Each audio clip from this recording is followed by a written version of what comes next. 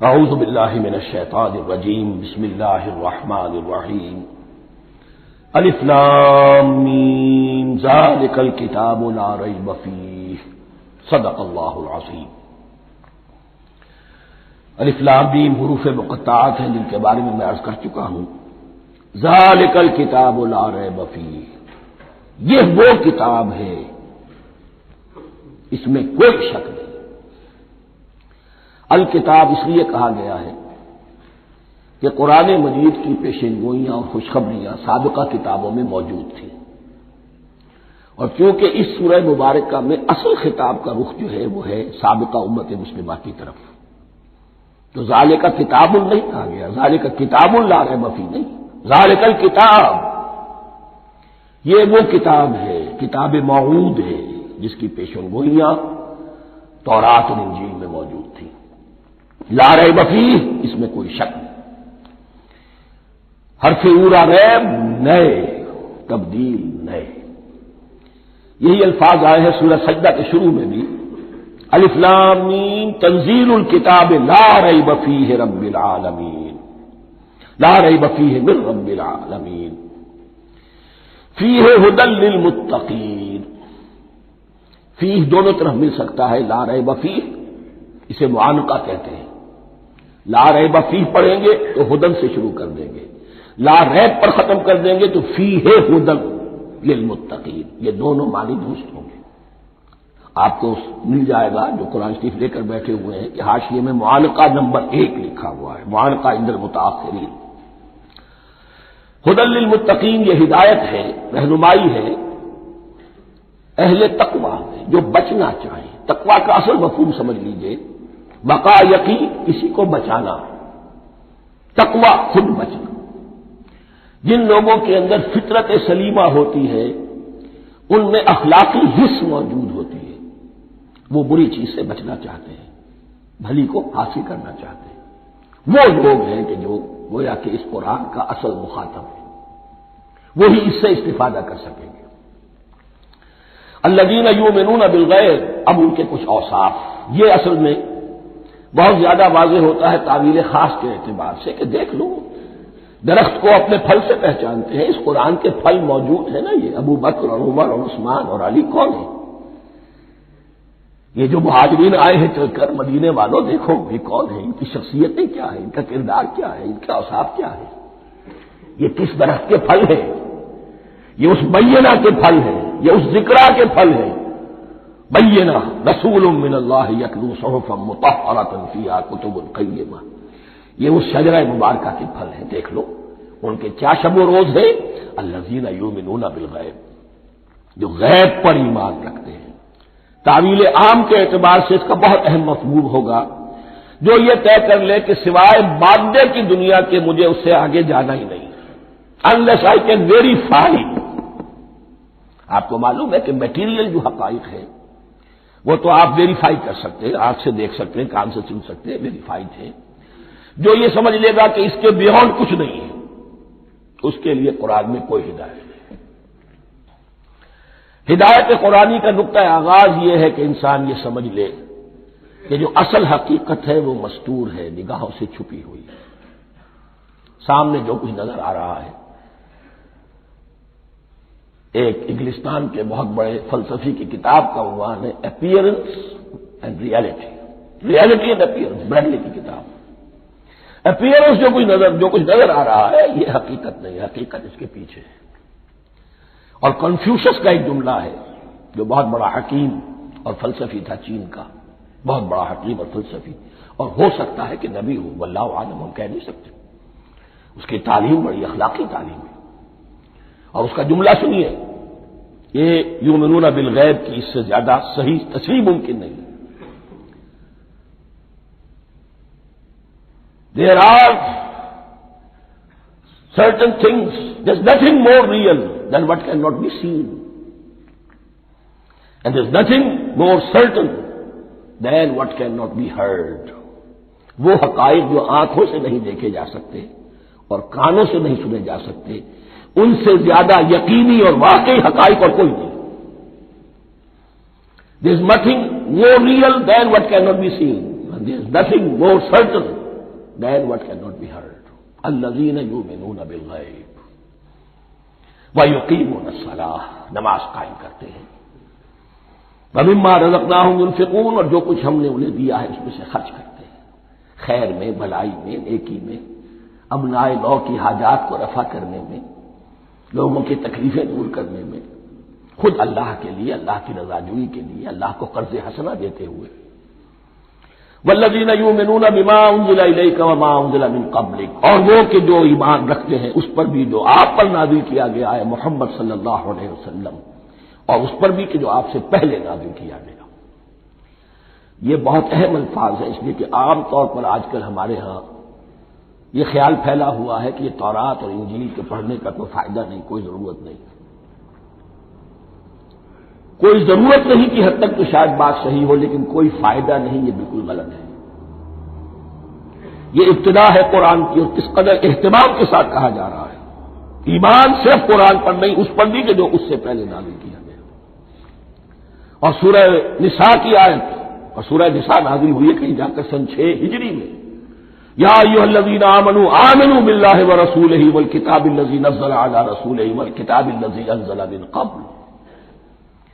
تو اس سے ایمان جو ہے تورات پر اور انجیل پر اور زبور پر اور صحف ابراہیم پر، اجمالی ایمان کی جو اہمیت ہے اس کو اچھی طرح سمجھ لیجیے۔ البتہ یہ ہے کہ چونکہ ہم سمجھتے ہیں اور جانتے ہیں کہ ان کتابوں میں تحریف ہو گئی ہے، لہذا ان کتابوں کی کوئی شے قرآن پر حجت نہیں ہوگی، جو چیز قرآن سے ٹکرائے گی ہم اس کو رد کر دیں گے، ان کتابوں کی کسی شے کو دلیل کے طور پر نہیں لائیں گے۔ لیکن جہاں قرآن مجید کی کسی بات کی نفی نہ ہو رہی ہو تو بہت سے حقائق ہمیں ان کتابوں ہی سے ملتے ہیں۔ انبیاء کے مابین جو زمانی ترتیب ہے، کرونالوجیکل آرڈر جو ہے، وہ تو ہمیں تورات سے ملتا ہے، قرآن میں تو نہیں۔ قرآن میں کبھی حضرت نوح کا ذکر بعد میں ہے، حضرت موسیٰ کا پہلے، وہاں تو کسی اور پہلو سے ترتیب آتی ہے، لیکن وہاں ہمیں تاریخ ملتی ہے ابراہیم کی، اسحاق کی، یعقوب کی، انبیاء بنی اسرائیل کی، موسیٰ کی، عیسیٰ کی، یہ ساری چیزیں۔ تو اس کی اہمیت جو ہے اس کو سمجھ لیجئے۔ والذین یؤمنون بما انزل الیک وما انزل من قبلک وبالآخرۃ هم یوقنون، آخرت پر وہ یقین رکھتے ہیں۔ نوٹ کرنے والی بات کیا ہے کہ باقی سب چیزوں کے لیے لفظ ایمان آیا، آخرت کے لیے ایقان کیوں؟ واقع یہ ہے کہ انسان کے عمل کے اعتبار سے سب سے زیادہ مؤثر شے ایمان بالآخرہ ہے۔ ایمان بالآخرہ ہے تو عمل سیدھا رہے گا کہ ہاں مجھے جواب دہی کرنی ہے، جانا ہے، اٹھنا ہے، اللہ کے حضور حاضری ہے۔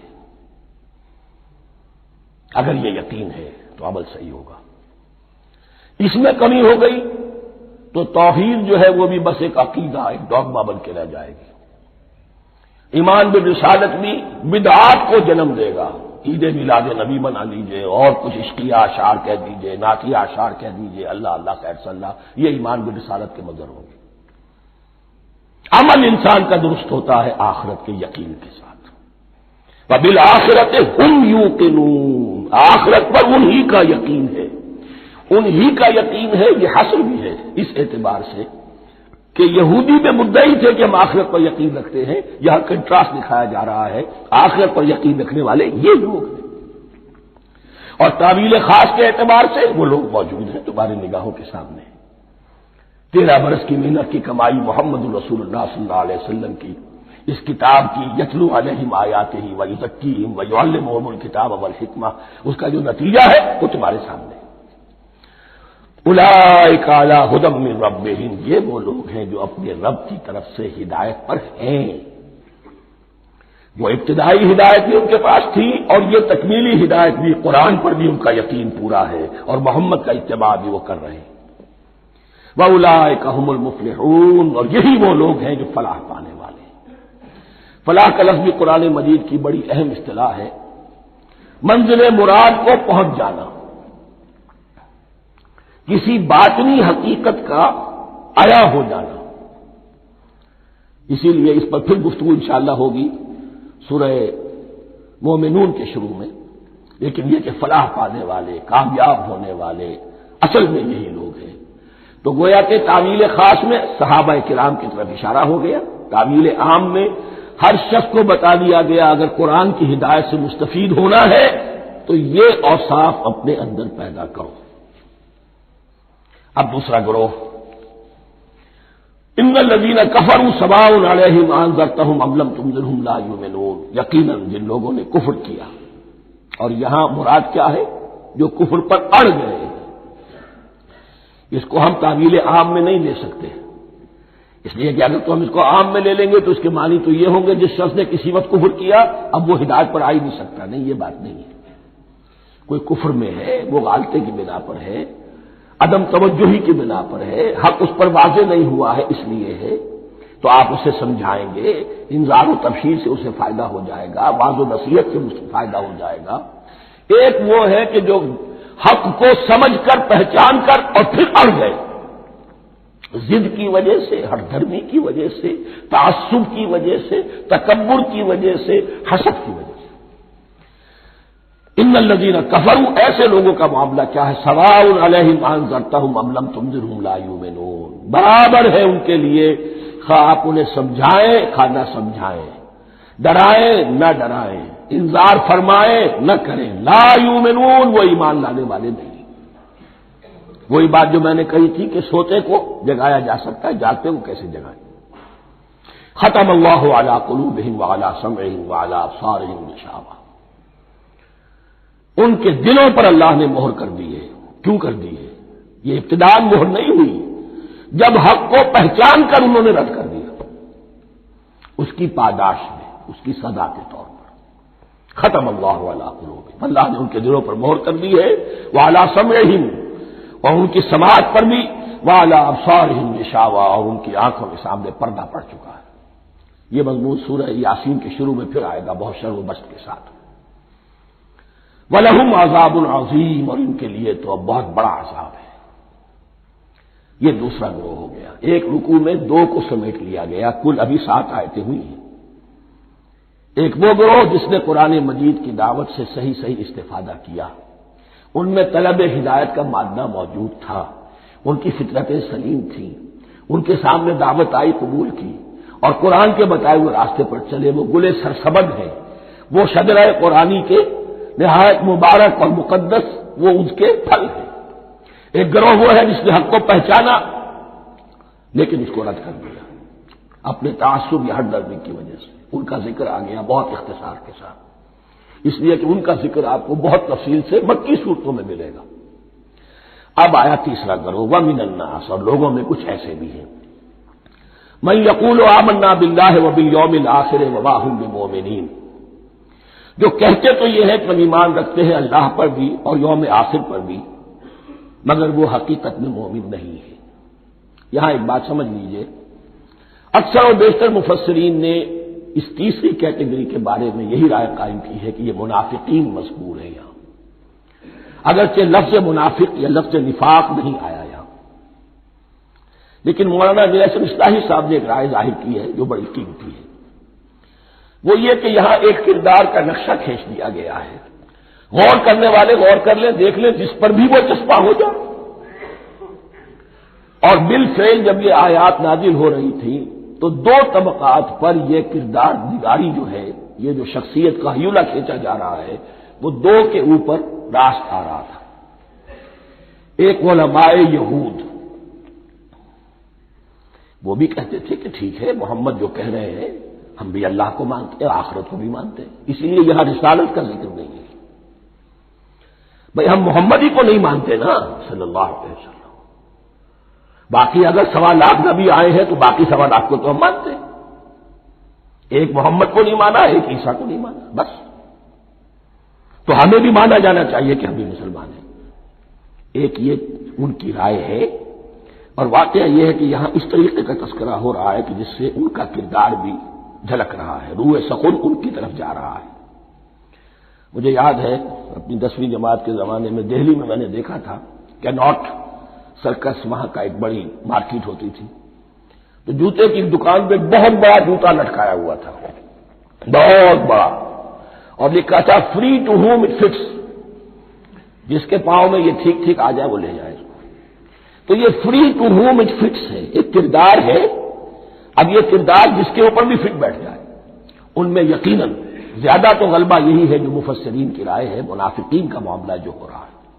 لیکن یہ کردار بعین نہیں فٹ بیٹھ رہا ہے یہود کے علماء پر. اور یہ بھی نوٹ کر لیجئے کہ جو مدینہ منورہ میں نفاق کا جو پودا پروان چڑھا ہے، بلکہ پودا نہیں کہنا چاہیے، جھاڑ جھکاڑ جو پروان چڑھا ہے، وہ یہودیوں کے زیر اثر. جیسے جنگل کے اندر بڑے بڑے درخت بھی ہوتے ہیں اور اندر جو ہے نیچے جھاڑیاں بھی ہوتی ہیں. تو یہ نفاق کا جھاڑ جھکاڑ جو ہے وہ یہودی علماء کا جو پودا تھا اور بہت بڑا تھا، اس میں کوئی شک نہیں، اس کے سائے میں پروان چڑھا ہے. ان دونوں میں معنوی ربط بھی ہے.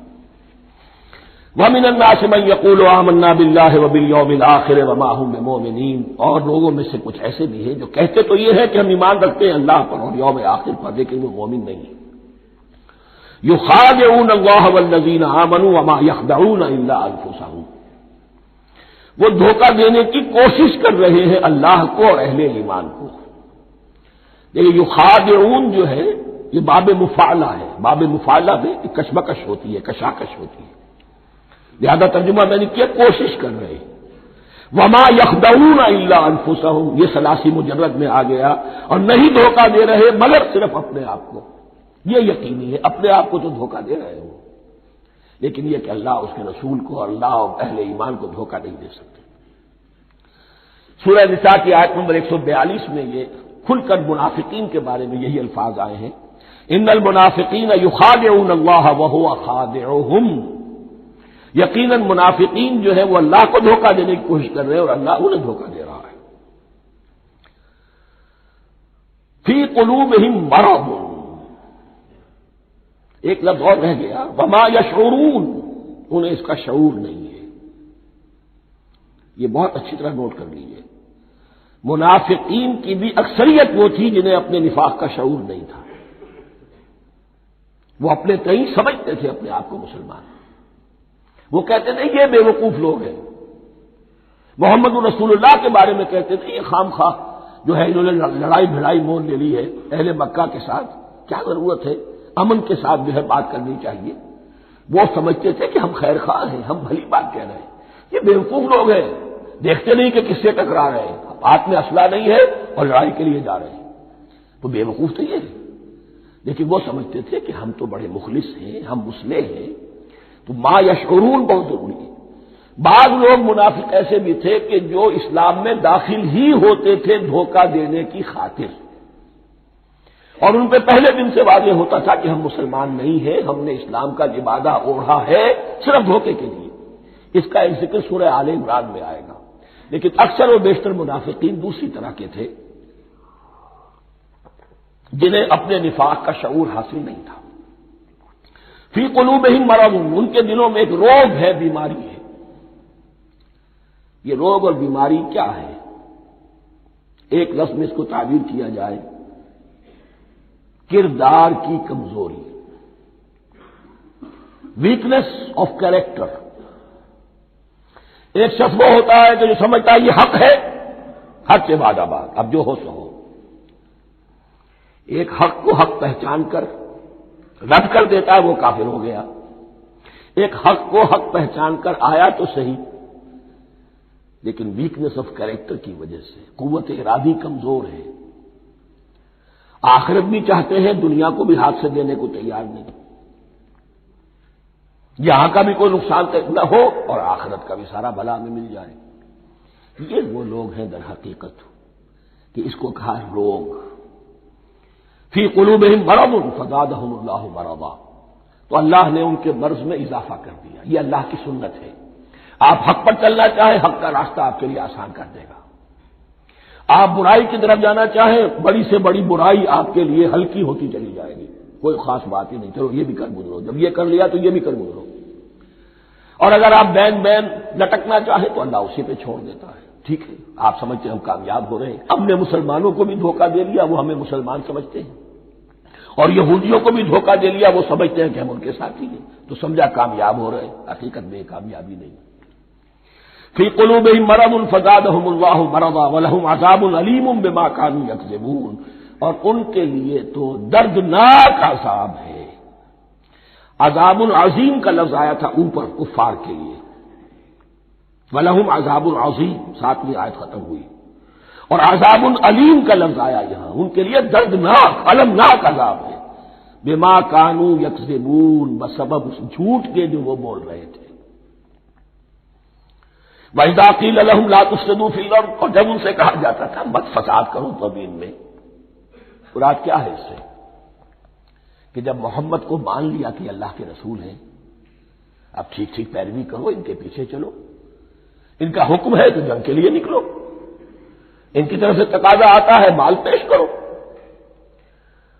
اور اگر تم اس سے کتراتے ہو تو فساد مچا رہے ہیں، جماعتی زندگی کے اندر فتنہ و فساد پیدا کرنا۔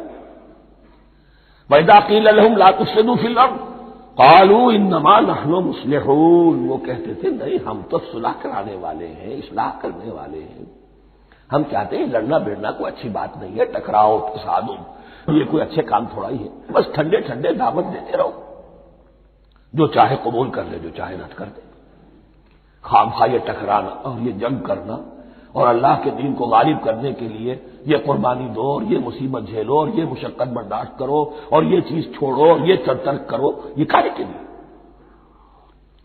وَإِذَا قِيلَ لَهُمْ لَا تُفْسِدُوا فِي الْأَرْضِ قَالُوا إِنَّمَا نَحْنُ مُصْلِحُونَ أَلَا إِنَّهُمْ هُمُ الْمُفْسِدُونَ وَلَٰكِن لَّا يَشْعُرُونَ، آگاہ ہو جاؤ کہ وہی ہے مفسد، فساد پھیلانے والے، اس لیے کہ محمد رسول اللہ کی دعوت ہے زمین میں اصلاح کے لیے، اس اصلاح کے لیے کچھ آپریشن کرنا پڑے گا، مریض اس درجے کو پہنچ چکا ہے کہ آپریشن کے بغیر اس کی شفا نہیں ہوگی، اب اگر تم اس کے راستے میں رکاوٹ بنتے ہو تو در حقیقت تم فساد مچا رہے ہو لیکن تمہیں اس کا شعور نہیں۔ الا انہم هم المفسدون ولکن لا یشعرون، پھر دیکھیے نوٹ کیجیے شعور نہیں ہے، شعوری نفاق اور شے ہے، غیر شعوری نفاق ہے جس کا یہ سارا تذکرہ ہو رہا ہے۔ وَإِذَا قِيلَ لَهُمْ آمِنُوا كَمَا آمَنَ النَّاسُ، اور جب ان سے کہا جاتا ہے ایمان لاؤ جیسے دوسرے لوگ ایمان لائے، آخر دیکھو دوسرے یہ اہل ایمان ہیں، جب بلاوا آتا ہے فوراً لبیک حاضر ہوتے، جو بھی ہو یہ تم جو ہے آخر تم نے اور میں اختیار کی۔ وَإِذَا قِيلَ لَهُمْ آمِنُوا كَمَا آمَنَ النَّاسُ قَالُوا أَنُؤْمِنُ كَمَا آمَنَ السُّفَهَاءُ، وہ کہتے ہیں کہ کیا ہم ایمان لائے جیسے یہ بے وقوف لوگ ایمان لائے، انہیں تو اپنے نفع کی فکر، نہ نقصان کی فکر، نہ خطرات کا کوئی خیال، نہ اندیشوں کا کوئی گمان، جان جائے مال جائے اولاد کو چھوڑ دیں، گھر بار چھوڑ کے آ گئے ہیں، ان سے بڑے بے وقوف کون ہوں گے؟ بال بچے چھوڑ آئے ہیں کفار مکہ کے رحم و کرم پر، سرداران قریش جو چاہے ان کے ساتھ کریں، تو یہ تو بے وقوف لوگ ہیں۔ آج کل آپ کہتے ہیں ایسے ہی لوگوں کو فینیٹکس ہیں، یہ فینیٹکس ہے، دیکھ بھال کر چلنا چاہیے، دائیں بائیں دیکھ کر چلنا چاہیے، نفع نقصان کا خیال کر کے چلنا چاہیے، چاہے حق ہے ٹھیک ہے لیکن بہرحال اپنی مصلحتوں کو بھی اور اپنی اہل و عیال کی مصلحتوں کو بھی دیکھنا چاہیے۔ یہ لوگ تو معلوم ہوتا ہے کہ بالکل دیوانے ہو گئے، فینیٹکس ہو گئے۔ وَإِذَا قِيلَ لَهُمْ آمِنُوا كَمَا آمَنَ النَّاسُ قَالُوا أَنُؤْمِنُ كَمَا آمَنَ السُّفَهَاءُ أَلَا إِنَّهُمْ هُمُ السُّفَهَاءُ وَلَٰكِن لَّا يَعْلَمُونَ، آگاہ ہو جاؤ کہ وہی بے وقوف ہے لیکن انہیں علم نہیں ہے، وہ صادق الایمان جو ایمان کی ہر تقاضے کو پورا کرنے کے لیے ہر وقت حاضر ہے، ان سے بڑا عقل مند کوئی نہیں، ان سے بڑا سمجھدار کوئی نہیں، انہوں نے یہ جان لیا ہے کہ اصل زندگی آخرت کی زندگی ہے، یہ نہیں ہے، یہ تو عارضی ہے، کل نہیں آج ختم ہو جائے، آج نہیں ابھی ختم ہو جائے، کیا فرق پڑے گا؟ جانا تو ہے، اب نہیں تو کل، کل نہیں تو پرسوں جانا تو ہے، تو عقل تو ان کے اندر ہے۔ الا انہم هم السفہاء ولکن لا یعلمون واذا لقوا الذین آمنوا قالوا آمنا، اور جب یہ ملتے ہیں ان سے جو اہل ایمان ہیں تو کہتے ہیں ہم بھی ایمان رکھتے ہیں۔ اب یہ ان دونوں پر آئے گا، عام جو یہودی تھے وہ بھی کہتے تھے کہ ہم بھی تو آخر اللہ کو مانتے ہیں، آخرت کو مانتے ہیں، اور منافق تو تھے ہی جو رسول کو بھی مانتے تھے۔ وَإِذَا خَلَوْا إِلَىٰ شَيَاطِینِهِمْ، اور جب یہ اپنے شیطانوں کے پاس خلوت میں ہوتے ہیں، اور یہاں شیاطین سے مراد ہیں اہل کتاب یہود کے علماء، ان کے سردار، یا عبداللہ ابن ابی جو منافقین مدینہ کا سردار تھا، اگر وہ کبھی ملامت کرتا ہے دیکھو تم تو معلوم ہوتا ہے بالکل مسلمانوں میں شامل ہی ہو گئے پوری طرح سے، تمہیں کیا ہو گیا، تم ہر بات مان رہے ہو، اب انہیں یہ کچھ نہ کچھ اپنی وفاداری کا یقین دلانے کے لیے کہنا پڑتا تھا، نہیں ہم انہیں بیوقوف بنا رہے ہیں، ہم ان سے ذرا تمسخر کر رہے ہیں، ہم ہیں آپ کے ساتھ ہی، آپ فکر نہ کریں۔ اسی لیے یہ دو منہ ہونا، نفق کہتے ہیں سرنگ کو جس کے دو دروازے ہوتے ہیں، باقی زیر زمین ہے۔ نافقہ گوہ کا بل ہے کہ دو دروازے رکھتا ہے، دو اس کے منہ رکھتا ہے کہ ادھر سے اگر کتا داخل ہو جائے شکار کے لیے تو ادھر سے نکل بھاگے، ادھر سے آئے تو ادھر سے نکل بھاگے۔ تو دو منہ انسان، یہ در حقیقت جس کو پھر سورہ نساء میں کہا گیا لا الہ الا ولا الہ الا، نہ ادھر کے ہیں نہ ادھر کے، مذبذبین بین ذلک، اس کے درمیان مذبذب ہو کر رہ گئے۔ یہ شیطان کا لفظ یہاں سمجھ لیجئے کہ اس کے دو رائے ہیں کہ یہ شطنہ سے بنا ہے یا شات سے بنا ہے، شین الف توئے یا شین طا نون۔ شطنہ کے معنی تباہ ادا کو بہت دور ہو گیا، دور ہو گیا، شیطان سے مراد جو اللہ کی رحمت سے بہت دور ہو گیا۔ اور شاتا یشیتوں کے معنی ہے احترق غضبا و حسدا، کوئی شخص غصے اور حسد کے اندر جل رہا ہو، وہ شاتا یشیتو ہے۔ اس سے فعلان کے وزن پر، رحمان کے وزن پر، غضبان کے وزن پر شیطان، یعنی وہ کہ جو حسد اور غضب کی آگ میں جل رہا ہے۔ تو یہ ایک تو شیطان وہ ہے جو جنات میں سے ہے، جس کا نام عزازیل تھا پہلے، اب ہم اسے ابلیس کے نام سے جانتے ہیں، وہ ایک شیطان ہے، جنی ہے۔ پھر یہ کہ جو بھی اس کے پیروکار ہیں دنیا میں انسانوں میں سے ہوں یا جنات میں سے ہوں، وہ بھی شیاطین ہیں۔ اسی طرح اہل کفر، اہل زیغ کے جو بڑے بڑے سردار ہوتے ہیں ان کو بھی شیطان سے تعبیر کیا گیا۔ وَإِذَا خَلَوْا إِلَىٰ شَيَاطِينِهِمْ قَالُوا إِنَّا مَعَكُمْ، اور جب وہ خلوت میں ہوتے ہیں، علیحدگی میں ہوتے ہیں اپنے شیاطین کے پاس، سرداروں کے پاس، کہتے ہیں ہم تو آپ کے ساتھ ہیں، انما نحن مستہزئون، یہ تو ہم ان مسلمانوں کو بیوقوف بنا رہے ہیں، ان سے استہزاء کر رہے ہیں، تمسخر کر رہے ہیں، ہم تمسخر میں کہہ دیتے ہیں کہ ہم بھی آپ کے ساتھ ہیں، آمنا۔ اللہ یستہزئ بہم ویمدہم فی طغیانہم یعمہون، حقیقت کیا ہے کہ اللہ ان کا مذاق اڑا رہا ہے اور ان کو ڈھیل دے رہا ہے کہ وہ اپنے عقل کے اندھے پن میں بڑھتے چلے جائیں۔ اللہ تعالیٰ جیسا میں نے عرض کیا رسی دراز کرتا ہے، کچھ تو غلط راستے پر جانا ہے تو جاؤ بھائی، فوراً تو نہیں پکڑتا، اگر فوراً پکڑ لے تو سیدھا ہو جائے گا، چلتے جاؤ، جہاں جانا چاہتے جاؤ۔ تو ان کو بھی رسی دراز کر رہا ہے اللہ، لیکن یہ کہ اللہ یستہزئ بہم، یہ سمجھتے ہیں کہ مسلمانوں کا مذاق اڑا رہے ہیں، اصل میں مذاق ان کا اڑ رہا ہے اللہ کے نزدیک۔ وَيَمُدُّهُمْ فِي طُغْيَانِهِمْ يَعْمَهُونَ، اب یہاں ذرا نوٹ کر لیجئے، یہ دو لفظ آئیں گے، عین میم اور ہا، امہ ہے کے ساتھ، ایک ہے عین میم اور یا امج، تو عین اور میم تو مشترک ہے یا آخر میں فرق ہوگا، عین میم اور ہا ہوگا، اس کے معنی عقل کا اندھا، دل کا اندھا، آنکھیں تو ہے لیکن دل کا اندھا ہے، عقل کا اندھا ہے۔ اور عین میم یا جو آنکھوں کا اندھا ہو، عمیٌ اندھے، اعمیٰ اندھا۔ تو یہاں فرمایا انا معکم انما نحن مستہزئون، اللہ یستہزئ بہم ویمدہم فی طغیانہم یعمہون، اللہ ان کو اس جو ان کی عقل کے اندھے پن میں جو یہ بڑھتے چلے جا رہے ہیں، اللہ بھی ان کی رسی دراز کر رہا ہے تاکہ یہ جہاں تک جانا چاہتے چلے جائیں۔ اولئک الذین اشتروا الضلالۃ بالہدی، یہ وہ لوگ ہیں کہ جنہوں نے ہدایت کے عوض گمراہی خرید لی ہے۔ دیکھیے بڑا پیارا انداز ہے یہ، ایک شخص کے سامنے دونوں آپشنز تھے، ایک نے گمراہی کو چھوڑا، ہدایت لے لی، چاہے قیمت دینی پڑی، تکلیفیں اٹھانی پڑی، آزمائشوں میں سے گزرنا پڑا، قربانیاں دینی پڑی، ہدایت لی، اور ایک شخص نے ہدایت دے کر گمراہی لے لی۔ آسانی تو ہو گئی، فوری تکلیف سے تو بچ گئے، لا الہ الا ولا الہ الا، دونوں طرف سے اپنے آپ کو بچا لیا، لیکن حقیقت میں سب سے زیادہ گھاٹے کا سودا یہی ہے۔ اولئک الذین اشتروا الضلالۃ بالہدی، ہدایت دے کر اور ضلالت خرید لی، فما ربحت تجارتہم، تو ان کی تجارت ان کے حق میں ہرگز مفید نہیں ہوئی۔ اب یہاں بھی دیکھیے را با اور ہے ہا، رب ہا، اس کے معنی نفع، صحیح نفع، جائز نفع۔ را با اور وا ربا، وہ سود، وہ بھی اضافہ ہے، وہ بھی بڑھوتری ہے، لیکن وہ حرام ہے۔ ایک ہے تجارت کے اندر جو نفع ہو جائے وہ رب ہے، را با اور ہا یہ نفع ہے جو جائز نفع ہے۔ را با اور وا ربا یہ کیا ہے؟ یہ سود ہے، یہ حرام ہے۔ را اور با مشترک ہے، آگے ہا، آگے اور با، اس کا فرق ہے۔ فما ربحت تجارتهم وما كانوا مهتدين، ان کی تجارت ان کے حق میں ہرگز مفید نہیں ہوئی اور نہیں ہے اب یہ ہدایت پانے والے۔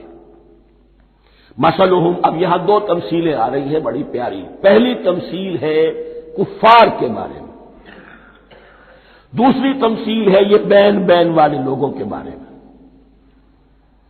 پہلوں کے لیے کیا تمثیل ہے؟ مثلهم كمثل الذي استوقد نارا، ان کی مثال اس شخص کی سی ہے جس نے آگ روشن کی۔ ایک نقشہ کھینچا جا رہا ہے، اندھیری شب ہے جدا اپنے قافلے سے ہے تو، تیرے لیے ہے میرا شعلہ نوا قندیل۔ اندھیری شب ہے، قافلہ بھٹک رہا ہے، کچھ لوگ بڑی ہمت کرتے ہیں، اندھیرے میں بھی ادھر ادھر سے لکڑیاں جمع کرتے ہیں اور آگ روشن کر دیتے ہیں، لیکن اس وقت جب آگ روشن ہوتی ہے کچھ لوگوں کی بینائی سلب ہو جاتی ہے۔ پہلے وہ اندھیرے میں اس لیے تھے کہ روشنی نہیں تھی، اب وہ اندھیرے کے اندھیرے میں رہ گئے کہ روشنی تو خارج میں آ گئی، اپنی اندر کی روشنی گل ہو گئی، بصارت سلب ہو گئی۔ یہ مثال ہے ان کفار کی کہ حضور کی آمد سے پہلے سب بھٹک رہے تھے، کوئی حقیقت واضح نہیں تھی، قافلہ انسانیت بھٹک رہا تھا اندھیری شب میں۔ محمد رسول اللہ آئے، انہوں نے آگ روشن کر دی، اب راستہ کھل گیا، ہدایت واضح ہو گئی، لیکن کچھ ضد یا تعصب یا تکبر یا حسد کی بنیاد پر کچھ لوگوں کی اندر کی بینائی ظاہر ہو گئی، تو وہ تو ویسے کے ویسے بھٹک رہے ہیں، جیسے پہلے اندھیرے میں تھے ویسے ہی اب اندھیرے میں ہے۔ روشنی میں آنے والے تو وہ ہے، دیکھ لو جن کا ذکر سب سے پہلے ہوا ہے۔ مثلهم كمثل الذي استوقد نارا، اس شخص کی سی ہے کہ جس نے آگ روشن کی۔ فلما اضاءت ما حوله، جب اس آگ نے اپنے ماحول کو گردا گرد کو روشن کر دیا، ذهب الله بنورهم، اللہ ان کی نور بصارت کو لے گیا، سلب کر لیا اللہ نے۔ وترکهم في ظلمات لا يبصرون، اور چھوڑ دیا انہیں ان اندھیروں کے اندر کہ وہ کچھ نہیں دیکھتے۔ صم بکم عمی فهم لا يرجعون، اسم کہتے ہیں بہرے کو، سم جمع ہے اس کی، سمن۔ اب کمو کہتے ہیں گونگے کو، بکمن اس کی جمع ہے۔ آما کہتے ہیں اندھے کو، عمیٌ اس کی جمع ہے۔ یہ بہرے ہیں، گونگے ہیں، اندھے ہیں، فہم لا یرجعون، اب یہ لوٹنے والے نہیں۔ یہ کون ہے؟ ابو جہل ہے، ابو لہب ہے، ولید بن مغیرہ ہے، عقبہ ابن ابی معیط ہے۔ یہ سب کے سب ابھی زندہ ہے جب یہ آیات نازل ہو رہی ہیں۔ ابھی تو غزوہ بدر ہوگا سن 2 ہجری میں، اور اس میں یہ سب جو ہے واصل جہنم ہوں گے، ابھی تک تو ہے نا۔ یہ لوگ ہو گئے اس کی مثال۔ مثلهم كمثل الذي استوقد نارا فلما اضاءت ما حوله ذهب الله بنورهم وتركهم في ظلمات لا يبصرون صم بكم عمي فهم لا يرجعون۔ اب دوسری مثال، او كصيب من السماء، یا بڑی زور کی بارش برس رہی ہے آسمان سے، فيه ظلمات، اس میں اندھیرے بھی ہیں، ورعد اور گرج ہے، وبرق اور بجلی چمک رہی ہے، یجعلون اصابعهم فی آذانهم من الصواعق حذر الموت، کچھ لوگ ہیں کہ جو اپنی انگلیاں اپنے کانوں کے اندر ٹھونسے ہوئے ہیں کہ وہ جو کڑک ہے اس سے ان کی جانیں نہ نکل جائیں، موت نہ آ جائے۔ کڑکا ایسا ہے کہ اس کڑکے سے بچنے کے لیے اپنی انگلیاں اپنے کانوں میں ٹھونس رکھی ہے، حذر الموت، موت کے خوف سے۔ واللہ محیط بالکافرین، اللہ ایسے کافروں کا احاطہ کیے ہوئے ہیں، بچ کر کہاں جائیں گے۔ یکاد البرق یخطف ابصارهم، قریب ہے کہ بجلی ان کی نگاہوں کو لے جائے، ان کی بینائی کو سلب کر لے۔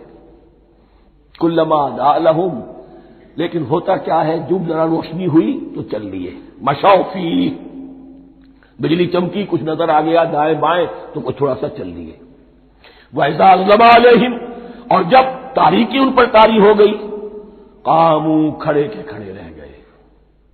یہ نقشہ ہے ان کا کہ ایک طرف بارش ہو رہی ہے، قرآن مجید ہے، آسمان سے نازل ہو رہا ہے، یہ ماہ مبارکہ ہے، یہ کتاب مبارک ہے، لیکن یہ کہ اس کے ساتھ کڑکے ہیں، گرج ہے، کفر سے مقابلہ ہے، کفر کی طرف سے دھمکیاں ہیں، اندیشے ہیں، خطرات ہیں، امتحانات ہیں، آزمائشیں ہیں۔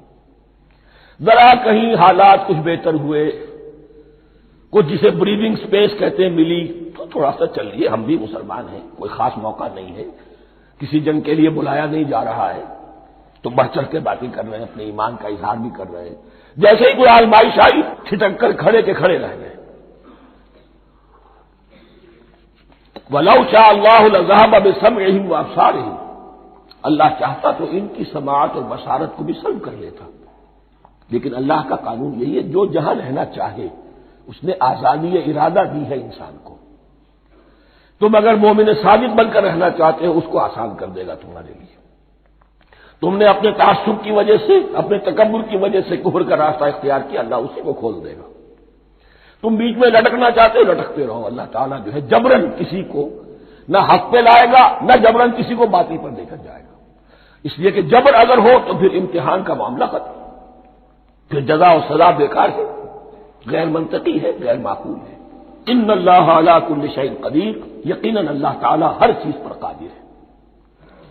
یہ دو رکوع اس اعتبار سے کہ انسانی شخصیتوں کا سمجھنا، اور جیسا کہ میں نے عرض کیا، تعویل عام ذہن میں رکھیے، جب بھی کبھی کوئی دعوت حق اٹھے گی، اگر وہ واقعتاً کل کے کل حق کی دعوت ہے اور اس میں انقلابی رنگ ہے کہ باطل سے پنجہ آزمائی کرنی ہے، باطل کو نیچا دکھانا ہے، حق کا غلبہ کرنا ہے، تو یہ تین قسم کے افراد لازماً ہمیشہ وجود میں آ جاتے ہیں۔ ان کو پہچاننا، ان کے کردار کی جو اصل جو اس کے پیچھے پس منظر ہے، اس کو جاننا بہت ضروری ہے۔ اب یہ تیسرا رکوع آ رہا ہے سورہ بقرہ کا، اس میں قرآن کی دعوت کا خلاصہ ہے۔ قرآن کیا ماننے کی دعوت دیتا ہے، اس کی پکار کیا ہے۔ جیسا کہ میں عرض کر چکا ہوں، 2/3 قرآن پہلے نازل ہو چکا ہے، پس منظر میں ہے۔ ہمارے لیے اس ترتیب مصحف کے اعتبار سے وہ قرآن بعد میں آئے گا، ترتیب نزولی کے اعتبار سے وہ پس منظر میں موجود ہے، لیکن چونکہ یہاں پر مصحف کے اندر یہاں سے آغاز کیا جا رہا ہے، لہذا اس کا خلاصہ جو ہے لب لباب یہ ایک رکوع میں، اور قرآن کے فلسفے کا اور اس کے بعد نہایت ہی اہم جو موضوعات ہیں اور مسائل ہیں ان کا ذکر پھر چوتھے رکوع میں۔ ابھی ہم تیسرا رکوع پڑھ رہے ہیں۔ یا ایھا الناس اعبدوا ربکم الذی خلقکم والذین من قبلکم لعلکم تتقون، اے لوگو بندگی اختیار کرو اپنے اس رب کی، اپنے اس مالک کی جس نے تمہیں پیدا کیا، اور نہ صرف تم کو پیدا کیا، تم سے پہلے جتنے لوگ گزرے انہیں بھی پیدا کیا تاکہ تم بچ سکو۔ یہ قرآن کی دعوت کا خلاصہ ہے، اور یہ نوٹ کر لیجئے، یہ تمام انبیاء اور رسل کی دعوت یہی تھی۔ اب جب پڑھیں گے سورہ اعراف پڑھیں گے، سورہ شعراء پڑھیں گے، ایک ایک کا نام لے کر، ان اعبدوا اللہ واطیعون، ہر رسول کی دعوت یہ تھی، اللہ کی بندگی کرو، میری اطاعت کرو۔ یا قوم اعبدوا اللہ ما لکم من الہ غیرہ، اے میری قوم کے لوگوں اللہ کی بندگی کرو، تمہارا کوئی الہ اور معبود اس کے سوا نہیں ہے۔ پھر عضو قرآن یہی عبادت رب انسان کی تخلیق کی غایت ہے، وما خلقت الجن والانس الا لیعبدون، ہم نے جنوں اور انسانوں کو پیدا ہی صرف اس لیے کیا ہے کہ ہماری بندگی کریں۔ لیکن یہاں ایک فرق بہت بڑا ہے، تمام رسولوں کی دعوت یہی ہے، محمد الرسول اللہ کی بھی یہی ہے، لیکن بڑا فرق کیا ہے، باقی تمام رسولوں کی دعوت آپ کو ملے گی یا قوم، اے میری قوم کے لوگوں، یہاں ہے یا ایھا الناس، اے بنی آدم، اے بنی نوع انسان. معلوم ہوا کہ تمام رسول حضور سے پہلے صرف اپنی اپنی قوموں کی طرف آئے ہیں. پہلے اور آخری اور کامل رسول ہیں اللہ کے محمد صلی اللہ علیہ وسلم، جن کی دعوت آفاقی ہے. یا ایھا الناس، یا قوم نہیں، یا ایھا الناس اعبدوا ربکم الذی خلقکم والذین من قبلکم. اس میں دلیل بھی آ گئی کہ عام طور پر لوگ جو ہے غلط راستے پر اس دلیل سے جمے رہتے ہیں کہ ہمارے آباء و اجداد کا راستہ یہی تھا. تو بھائی جیسے تم مخلوق ہو ایسے وہ بھی تو مخلوق تھے، جیسے تم خطا کر سکتے ہو وہ بھی تو خطا کر سکتے تھے. لہذا یہ نہ دیکھو کہ آباء و اجداد کا راستہ کیا تھا، دیکھو یہ کہ حق کیا ہے. لعلکم تتقون، تاکہ تم بچ جاؤ، دنیا میں افراط و تفریط کے دھکوں سے بچ جاؤ گے، آخرت میں اللہ کے عذاب سے بچ جاؤ گے. ان دونوں سے اگر بچنا ہے تو اللہ کی بندگی کی روش اختیار کرو. اچھا کس رب کی؟ الذی جعل لکم الارض فراشا والسماء بناء، جس نے تمہارے لیے زمین کو فرش بنا دیا اور آسمان کو چھت بنا دیا. وانزل من السماء ماء، اور آسمان سے پانی برسایا. فاخرج به من الثمرات رزقا لکم، اور پھر اس پانی کے ذریعے سے زمین سے میووں کی شکل میں، پیداوار کی شکل میں تمہارے لیے رزق اگایا. فلا تجعلوا للہ اندادا وانتم تعلمون، تو ہرگز نہ اللہ کا مد مقابل کسی کو ٹھہراؤ جانتے بوجھتے. وانتم تعلمون کا ایک مطلب یہ بھی ہے کہ تم بھی مانتے ہو کہ اس کائنات کا خالق اللہ کے سوا کوئی نہیں. اہل عرب بھی مانتے تھے، جو ان کے دیوی دیوتا تھے وہ سمجھتے تھے کہ یہ اللہ کے اوتار ہیں یا اللہ کے ہاں بہت یہ پسندیدہ ہیں، اللہ کے محبوب ہیں، اس کے اولیاء ہیں، اس کی بیٹیاں ہیں، لہذا یہ شفاعت کریں گے تو ہمارا بیڑا پار ہو جائے گا. ورنہ خالق وہ مانتے تھے اللہ ایک ہی ہے. جب تم یہ مانتے ہو کائنات کا خالق ایک، مدبر ایک، تو اب کسی کو اس کا مد مقابل نہ بناؤ. انداز ند کی جمع ہے، لا ضد لہ ولا ند لہ، اللہ کا کوئی مد مقابل نہیں.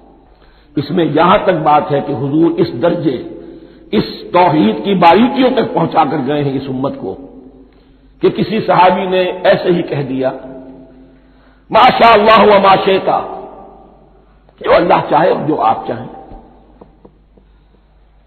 حضور نے فوراً ٹوک دیا اجعلتنی للہ ندا، کیا تو نے مجھے اللہ کا مد مقابل بنا دیا ہے؟ اس کائنات میں مشیت صرف ایک کی چلتی ہے، کسی اور کی مشیت اس کی مشیت کے تابع پوری ہو جائے، لیکن مشیت مطلقہ صرف اس کی ہے. یہاں تک کہ حضور سے فرمایا گیا کہ اے نبی آپ کے لیے یہ ممکن نہیں ہے جسے چاہے ہدایت دے دیں، انک لا تہدی من احببت ولکن اللہ یہدی من یشاء. اگر یہ اختیار میں ہوتا تو ابو طالب دنیا سے بغیر ایمان لائے نہ جاتے. فلا تجعلوا للہ اندادا وانتم تعلمون. اب ان دو آیتوں میں تو یوں سمجھیے توحید نظری بھی اور توحید عملی بھی. توحید عملی کیا ہے؟ بندگی صرف اس کی ہو. اب آیا ہے رسالت کا معاملہ. وَإِن كُنتُمْ فِي رَيْبٍ مِّمَّا نَزَّلْنَا عَلَىٰ عَبْدِنَا، اگر تمہیں رسالت محمدی پر شک ہے صلی اللہ علیہ وسلم، اس کے کیا معنی ہے؟ کہ تمہیں اس قرآن کے بارے میں شک ہے جو ہم نے اپنے بندے پر نازل کیا ہے. اگر ہے شک فی الواقع، وَإِن كُنتُمْ فِي رَيْبٍ، اگر تمہیں واقعتاً شک ہے مما نزلنا علی عبدنا، اس پر جو ہم نے اپنے بندے پر نازل فرمایا ہے، فاتوا بسورۃ من مثلہ، تو لے آؤ اس جیسی ایک ہی صورت. یہ ہم کل پوری تفصیل سے دیکھ چکے ہیں کہ برسبیل تنزل یہاں پہنچے ہیں. پہلے دو آیتیں میں نے آپ کو سنائی تھی، اس میں پورے قرآن کی مثال لانے کا چیلنج کیا گیا. پھر ایک آیت سنائی جس میں 10 صورتیں ہی لے آؤ. اب آخری درجے میں ایک صورت ہی بنا تھا، اور ایک صورت تو سورۃ العصر کے مساوی بھی ہو سکتی تھی، سورۃ الکوثر کے مساوی بھی ہو سکتی تھی. وَادْعُوا شُهَدَاءَكُم مِّن دُونِ اللَّهِ إِن كُنتُمْ صَادِقِينَ، اور بلا لو اپنے سارے مددگاروں کو اللہ کے سوا، جن ہو انس ہو. اس لیے کہ قریش کا خیال یہ تھا کہ جو شعراء ہوتے ہیں ان کے پاس جن ہوتے ہیں، وہ جن انہیں سکھاتے ہیں، ورنہ عام آدمی تو یہ شعر نہیں کہہ سکتا. تو تمہارا اگر کوئی نعمان ہے، کوئی جنات سکھانے والے ہیں، کوئی انسان ہے، خطیب ہے، شعراء ہے، ادیب، سب کو جمع کر ان کنتم صادقین. اب یہ ہے بہت ہی، جس کو میں نے کل کہا تھا، آپ کو یاد ہوگا، قرآن کا انداز کیا ہوتا ہے کہ وہ اپنے اندر جھانکنے کی دعوت دیتا ہے. یہ گویا کہ آنکھوں میں آنکھیں ڈال کر یہ کہا جا رہا ہے کہ حقیقت میں تمہیں کوئی شک نہیں ہے، یہ تم بات بنا رہے ہو صرف. اگر واقعتاً شک ہے تو آؤ میدان میں. حقیقت یہ ہے کہ تمہیں شک نہیں ہے. اگر تم سچے ہو فاتو بصورت من مثلہ، تو اس جیسی ایک ہی صورت بنا لاؤ. فإن لم تفعلوا، اگر انداز دیکھیے تحدی کا اور چیلنج کا. پھر اگر تم یہ نہ کر پاؤ وَلَن تَفْعَلُوا، اور ہرگز نہیں کر سکو گے. یہ چیلنج کون دے سکتا ہے؟ اللہ کے سوا کوئی نہیں دے سکتا. یہ انداز کسی کتاب کا نہیں ہے. ذَلِكَ الْكِتَابُ لَا رَيْبَ فِيهِ، یہ کسی کا نہیں ہے. فَإِن لَّمْ تَفْعَلُوا وَلَن تَفْعَلُوا، پھر اگر تم نہ کر پاؤ اور تم ہرگز نہیں کر پاؤ گے، فَاتَّقُوا النَّارَ الَّتِي وَقُودُهَا النَّاسُ وَالْحِجَارَةُ، تو ڈرو اس آگ سے جس کا ایندھن بنیں گے انسان اور پتھر. اعدت للکافرین، کافروں کے لیے تیار کر لی گئی ہے، بھڑکا دی گئی ہے. پتھروں کا ذکر خاص طور پر کیوں ہے؟ دو اس کے امکانات ہیں. آپ کو معلوم ہے کہ وہ جو پتھر کا کوئلہ ہوتا ہے اس کی آگ بڑی سخت ہوتی تھی، عام جو ہمارا یہ لکڑی کا کوئلہ ہوتا ہے اس کے مقابلے میں. اور دوسرے یہ بھی کہ چونکہ انہوں نے جو معبود تلاش کرتے تھے وہ پتھر کے ہوتے تھے، تمہارے ساتھ ہی تمہارے ان معبودوں کو بھی جھونکا جائے گا، وہ بھی جلیں گے، تاکہ تمہاری حسرت کے اندر اضافہ ہو. ان سے ہم دعائیں مانگا کرتے تھے، ان کے سامنے ماتھے ٹیکتے تھے، ان کے سامنے ڈنڈوت کرتے تھے، ان کو چڑھاوے چڑھاتے تھے. اب یہاں گویا کہ ایمان باللہ، توحید، ایمان بالرسالت اور ایمان بالآخرت.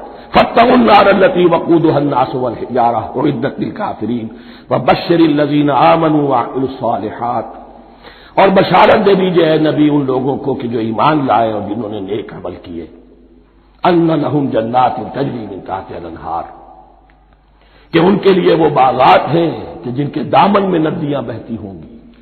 لفظی ترجمہ ہوگا جن کے نیچے ندیاں بہتی ہوں گی.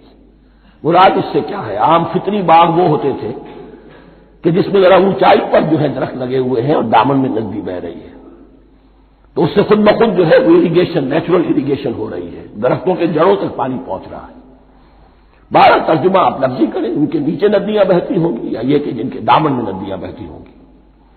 کلما رزقوا منها من ثمرۃ رزقا، جب بھی کبھی انہیں دیا جائے گا کوئی پھل رزق کے طور پر کھانے کے لیے جنت میں، قالوا هذا الذي رزقنا من قبل، وہ کہیں گے یہ تو وہی شے ہے جو ہمیں پہلے بھی ملتی تھی.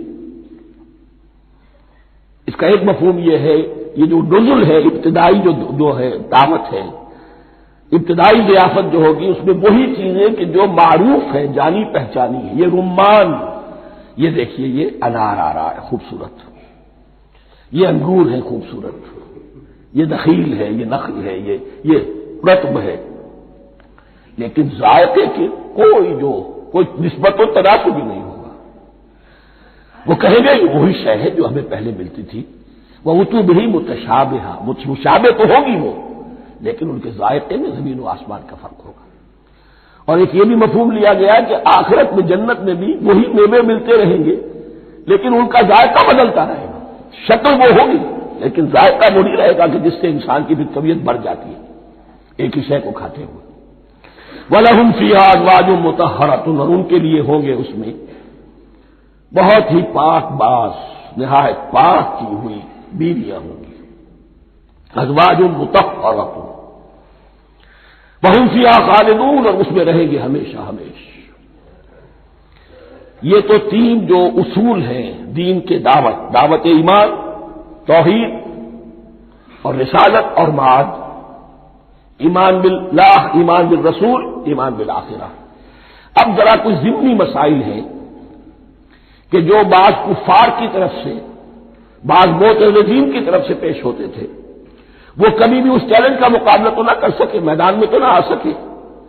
یہ بالکل ایسی بات ہے جیسے کسی مصور کی تصویر پر اعتراض کرنے والے تو بہت تھے. جب کہا گیا کہ ذرا یہ لیجیے قلم، اس کو ٹھیک کر دیجیے، یہ برش آپ کے ہاتھ میں دیتا ہوں، اب سب پیچھے ہٹ گئے. تو کوئی صورت قرآن کے مقابلے میں لانا وہ تو ان کے لیے ممکن نہیں تھی، لیکن ادھر ادھر سے اعتراضات کرنے کے لیے جو زبانیں کھلتی تھی ان میں سے ایک اعتراض نقل کیا جا رہا ہے۔ وہ یہ تھا کہ وہ کہتے تھے کہ قرآن مجید میں مکھی کی تشبیہ آئی ہے، یہ تو بڑی حقیر سی ہے، اعلیٰ کلام ہو اور اعلیٰ متکلم ہو وہ ایسی حقیر چیزوں کا تذکرہ نہیں کرتا۔ بیت العنکبوت مکھی کا بھی ذکر ہے قرآن میں، اتنی حقیر شے کا، یہ کوئی اعلیٰ کلام نہیں۔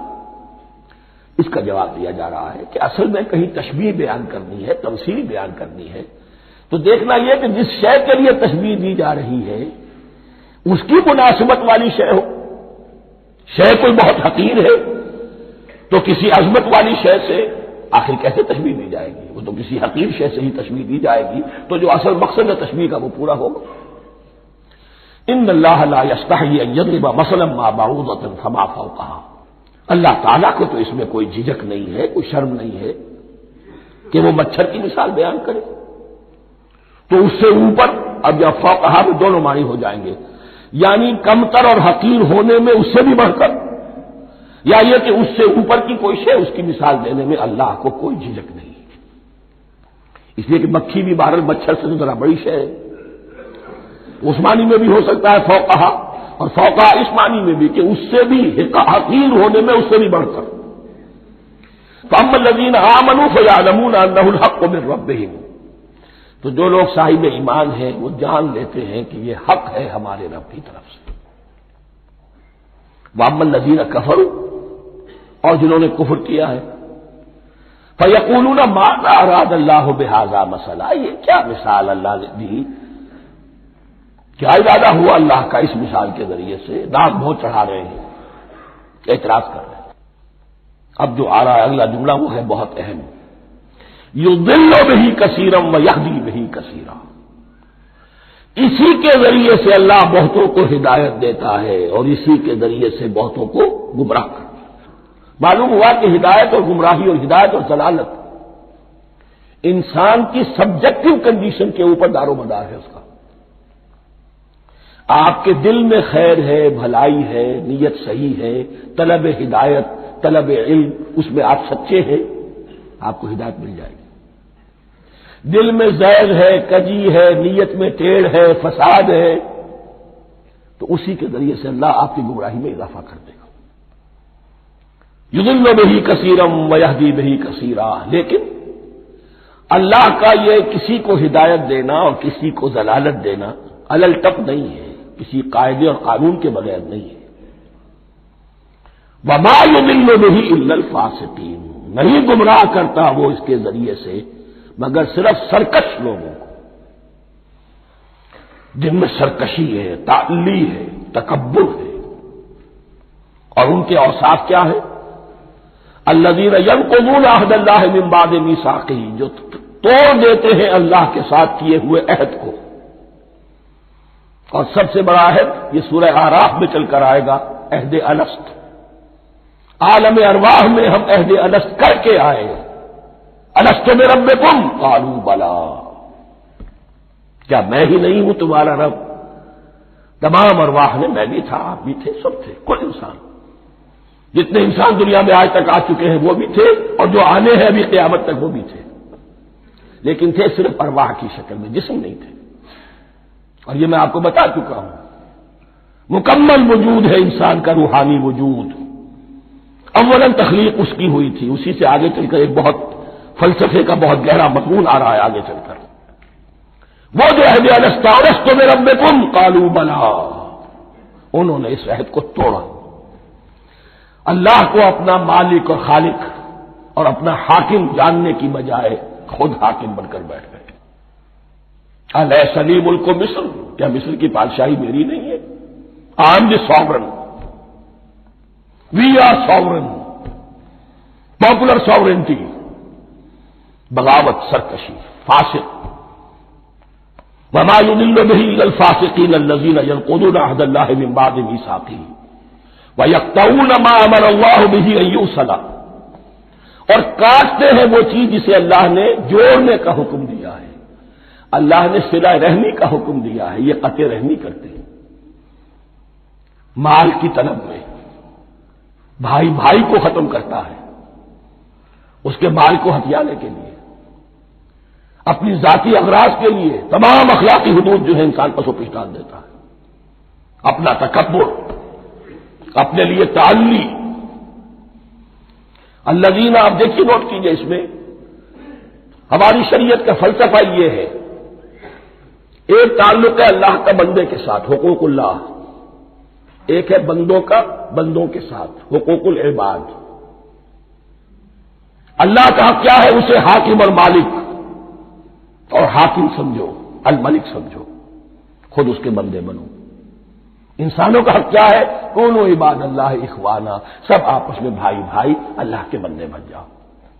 اور اس میں سب سے اہم ترین رحمی رشتہ ہے، سگے بھائی بہنیں، پھر دادی کے اوپر جا کر وہ کزنس آ جائیں گے، پر دادی پر جا کر اور جمع ہو جائیں گے، یہاں تک کہ آدم و حوا پر تمام انسان جمع ہو جائیں گے۔ تو رحمی رشتے کی بڑی اہمیت ہے۔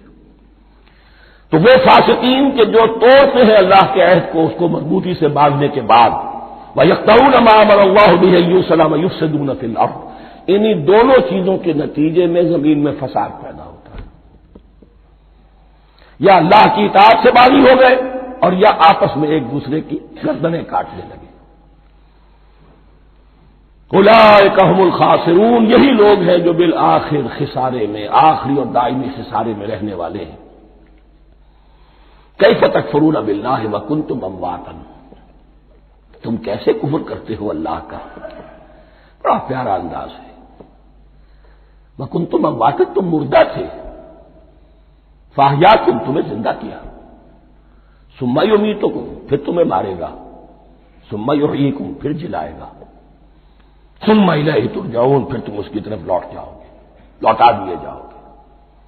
یہاں وہ بات آ گئی جو آج نگاہوں سے بالکل اوجھل ہو چکی ہے۔ یہ ہم دنیا میں آنے سے پہلے مردہ تھے، کیا مانے؟ یہ مضمون آ کر اصل میں سورہ غافر یا سورہ مومن میں چل کر اس کی پوری وضاحت ہوگی، لیکن چونکہ یہاں تذکرہ ہو چکا ہے عہد الست کا، ہماری پہلی تخلیق ہوئی عالم ارواح میں، ارواح کی صورت میں، پھر ہمیں سلا دیا گیا، وہ ہماری پہلی موت تھی۔ مردہ جو ہے معدوم نہیں ہوتا، مردہ ہوتا ہے، بے جان ہوتا ہے، سویا ہوا ہوتا ہے، اور موت کو اور نیند کو تشبیہ دی گئی ہے۔ پھر ہمیں اس جسد کے ساتھ یہاں زندہ کیا گیا، پھر موت طاری ہوگی، پھر ہمیں زندہ کیا جائے گا۔